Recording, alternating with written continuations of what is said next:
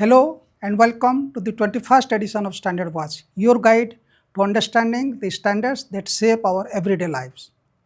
I am A.K. Purohit, your host for this edition. Over the past 2 decades, India has witnessed a significant number of natural disasters. These events have led to a large-scale casualties and impact on both life and property. Adoption of the latest standards is key to developing disaster-resilient infrastructure. To address this, BIS has formulated a number of standards in the field of disaster mitigation. In today's edition, we'll explore how these standards help mitigate the impact of 5 major types of natural disasters, namely earthquake, landslides, cyclone, floods and erosion, and lightning. But before that, let's have a look at quick updates.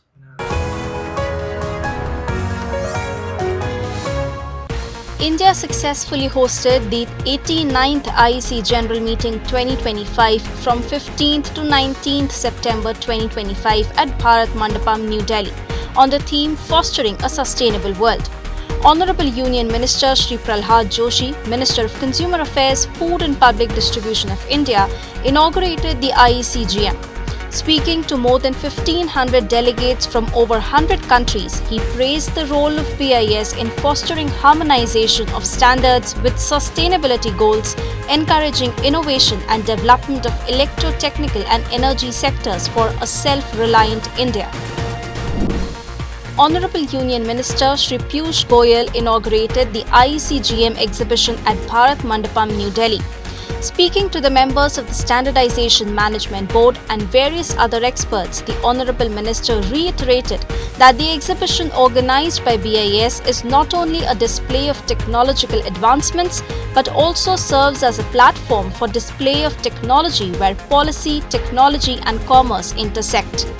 The Honorable Minister also undertook the Digital Sustainability Pledge at the BIS Pavilion, under which BIS has committed to plant a sapling for every pledge taken. On this occasion, the Union Minister also inaugurated BIS's special publication titled EV Charging Infrastructure and Standards at the IEC exhibition. BIS organized the first of its kind exhibition in the history of IECGM, showcasing how standards drive innovation in the electrotechnical sector on the theme of sustainability. The exhibition featured over 75 exhibitors, including 13 startups, 7 innovators, and 4 major associations, namely SIAM, IMA, ELCOMA, and MATE. The exhibition also witnessed enthusiastic participation from over 4,000 visitors, including 2,000 students, mentors from Standards Club, and student chapters, along with national and international delegates. It was encouraging to see that over 2,500 participants took the Digital Sustainability Pledge at BIS Pavilion for ensuring greener practices. As powerful platforms for international deliberations on the facets of electrotechnical standardization, various key workshops were organized by BIS at IEC General Meeting 2025. The workshops addressed themes like fostering a sustainable world, artificial intelligence, shaping the future with innovation, shaping the future of e-mobility, enabling all-electric and connected society, and building a smarter future, in which policymakers, various stakeholders, and government officials participated. To shape the future landscape of standardization and address emerging technical challenges, over 150 technical committee meetings were convened during the IEC General Meeting 2025. These deliberations covered a wide spectrum of critical areas, including electrical energy supply, renewable energy, fluids for electrotechnical applications, safety of household and similar electrical appliances, solar PV energy systems, smart energy, among others. A group of foreign delegates to the IEC General Meeting 2025 visited the Central Laboratory of BIS in Saibabad on 18th September 2025. The delegates were acquainted with experienced specialized testing facilities of geyser, home appliances, toys and gold testing. They also interacted with the engineering interns of Central Laboratory from MOU Institute and students of Standards Club. During their visit, the delegates appreciated the role of BIS in fostering quality consciousness amongst the youth. In the impressive closing ceremony at Bharat Mandapam, President of the IEC admired the BIS for organizing the IEC GM. After the week-long deliberations and workshops, the IEC General Meeting 2025 concluded with an impressive closing ceremony at Bharat Mandapam, New Delhi. During his valedictory address, the IEC President Joe Cobbs applauded BIS for organizing the 89th IEC General Meeting successfully with such grandeur. Continuing its efforts to foster a culture of quality and standardization among students of technical institutions, BIS Corner and Student Chapter were inaugurated at NIT Calicut on 22nd September 2025. Additionally, the Karnataka branch office of BIS established student chapters and BIS corners across 3 departments of Rajgiri School of Engineering and Technology, Kakanar, on 24th September 2025. BIS Corner and Standards Arena were also established across 7 departments of Cochin University of Science and Technology on 25th September 2025. And to promote self-learning activities and standardization initiatives among the youth, a 2-credit course on standardization and quality ecosystem was introduced for the engineering colleges of Gujarat Technological University.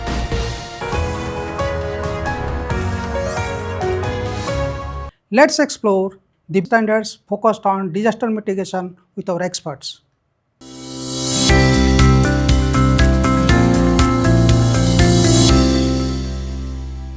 About 61% of India's land area, inhabiting over 75% of the population, is prone to moderate and strong earthquake shaking intensities.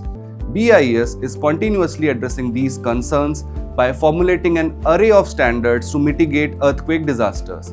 Let's take a look at these standards. IS 1893 series, defining the criteria for earthquake-resistant design of structures. IS 13920 lays down specification for ductile design and detailing of reinforced concrete structure subjected to seismic forces. IS 18168 is for earthquake-resistant design and detailing of steel buildings which provide earthquake hazard and design requirements of structures lying in different earthquake zones to resist the effect of earthquake ground shaking. Similarly, IS 13935 defines earthquake safety assessment and retrofitting of structures for assessing the earthquake behavior of existing structure that are not damaged during earthquake and new structure that are being designed as per the relevant national standard. IS 4326 lays down the code of practice for earthquake-resistant design and construction of buildings. IS 13827 defines guideline for improving earthquake resistance of earthen building. Meanwhile, IS 13828 lays guideline for improving earthquake resistance of low-strength masonry building. And IS 15988 defines the guidelines for seismic evaluation and strengthening of existing reinforced concrete buildings. And most importantly, the National Building Code also provides the seismic zonation map of the country.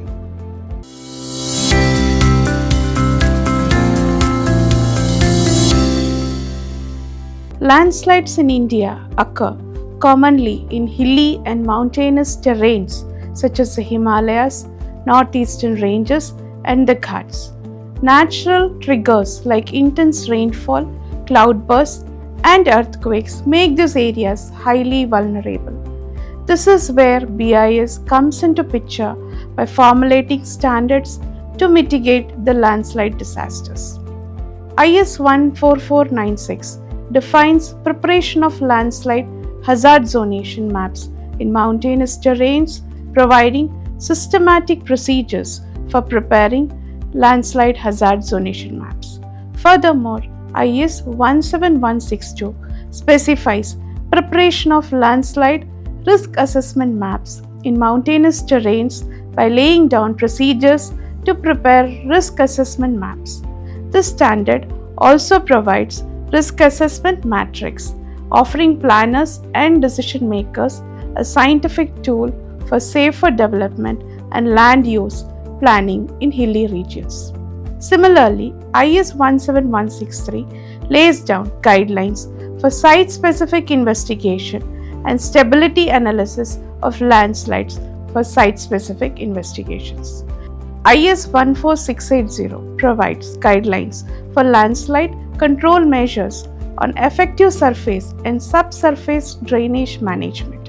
IS 18736 defines guidelines on the use of micropiles for slope stabilization, offering minimal disturbance to the surrounding soil and suitability for a wide range of ground conditions. IS 14804 provides guidelines for siting design and selection of materials for residential buildings in hilly areas. Meanwhile, retaining walls are critical structural measures designed to impart stability for slopes in hilly areas. IS 14458 series, which includes various standards covering the guidelines for selection, design, and construction of walls and reinforced soil structures. On the other hand, steep slopes and intricate hydrological systems cause problems of erosion and landslide. For this, BIS has developed IS 14961 on surface water management in hilly areas, including rainwater harvesting. These standards cumulatively create a holistic framework from hazard mapping and risk assessment to safeguard lives, infrastructure, and the environment in hilly areas.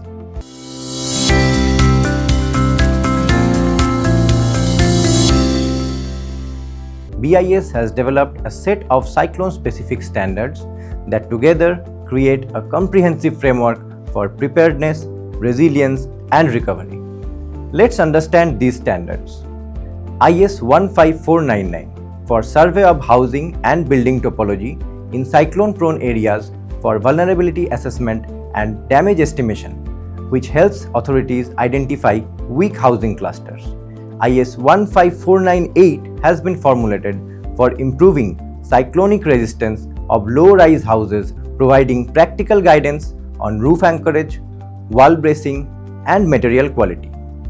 IS 875 Part 3 Wind Loads provides the design basis for calculating wind pressure and forces. Community level protection is ensured through IS 17164, which specifies guidelines for design and construction of cyclone shelters. These structures are lifelines during evacuations, protecting large populations and ensuring continuity of essential services.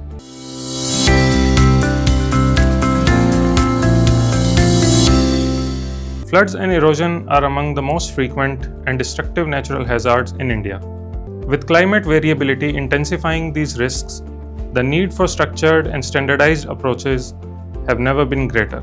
BIS has developed a robust framework of standards to provide clear technical guidance for planning, design, construction, and maintenance of critical river training and flood protection works. Let's explore these standards. IS 10751 defines guidelines for the planning and design of guide banks for alluvial rivers. IS 12926 is guidelines for construction and maintenance of guide banks in alluvial rivers, which establishes sound practices for stabilizing river banks and ensuring long-term resilience. Similarly, IS 11130 specifies the criteria for the structural design of barrages and weirs, and IS 14815 sets guidelines for the design flood for river diversion works, safeguarding hydraulic structures against extreme flood events. IS 12094 provides the standardization for planning and design of river embankments, levees, and IS 11532 for the construction and maintenance of river embankments, levees. These standards together ensure reliable flood protection measures.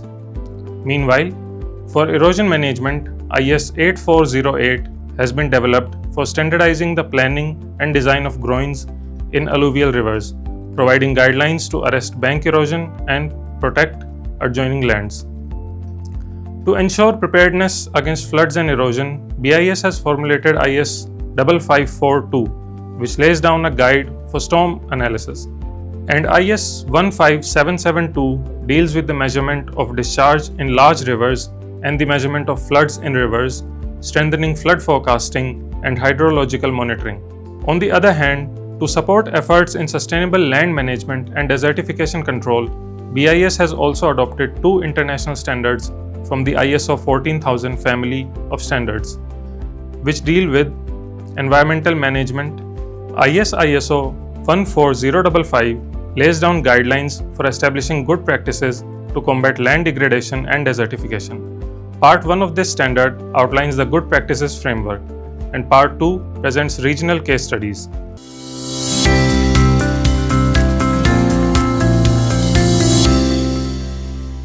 Lightning is one of the natural disasters in India, killing hundreds of people and damaging homes, livestock, and electrical systems every year.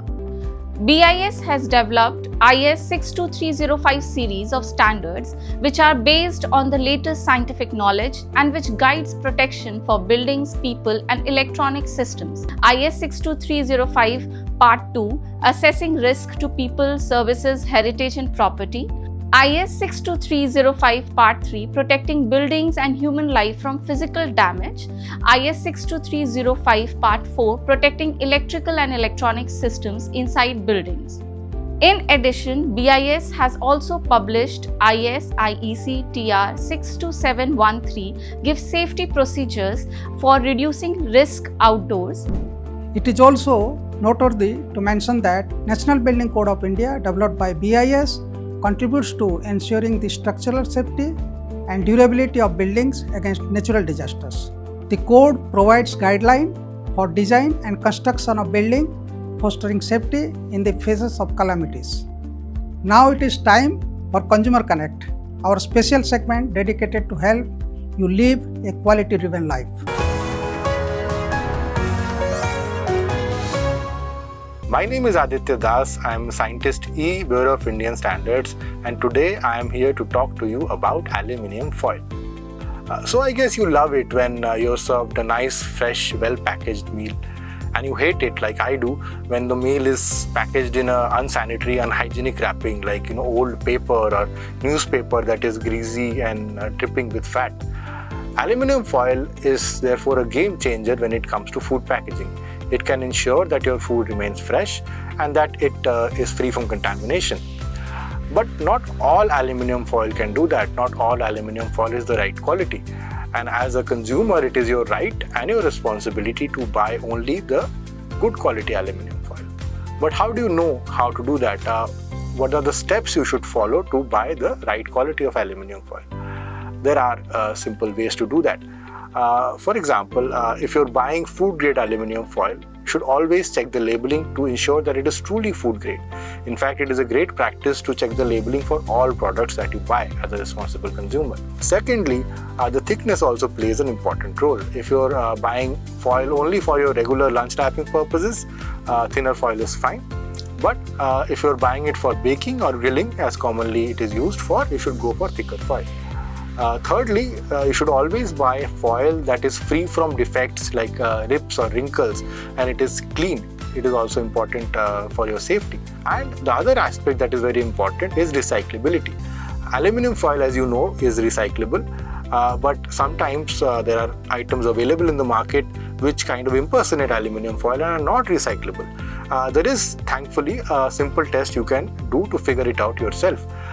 So if you buy your product and you can ball it up in your fist like this, it's called the scrunch test. Once you open your fist, if it springs back immediately, then it is probably not aluminium foil. You bought a cheap imitation of the product. But if it stays pretty much the same, actually bought the right aluminium foil. So you need to be careful as a consumer when you make your buying decisions. And finally, and most importantly, it is important that you buy aluminium foil that is carrying the ISI mark. This is in fact a mandatory requirement of the government that only ISI marked foils conforming to IS 15392 be sold in the market. You can download the BIS Care app and you can use that app which is available both for iOS and Android to verify the authenticity of the ISI mark, and it has a host of other functions like you can even lodge a complaint using the app for any bad quality product that you bought, and you can access a whole lot of other information. Please ensure that you only buy good quality ISI marked aluminium foil in the future. Thank you.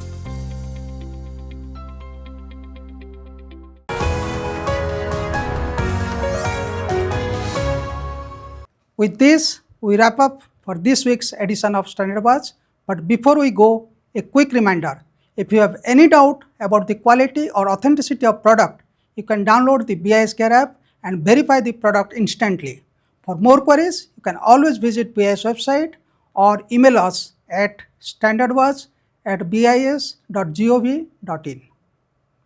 Stay informed, choose quality, let standards lead the way to a safer, stronger and more secure future.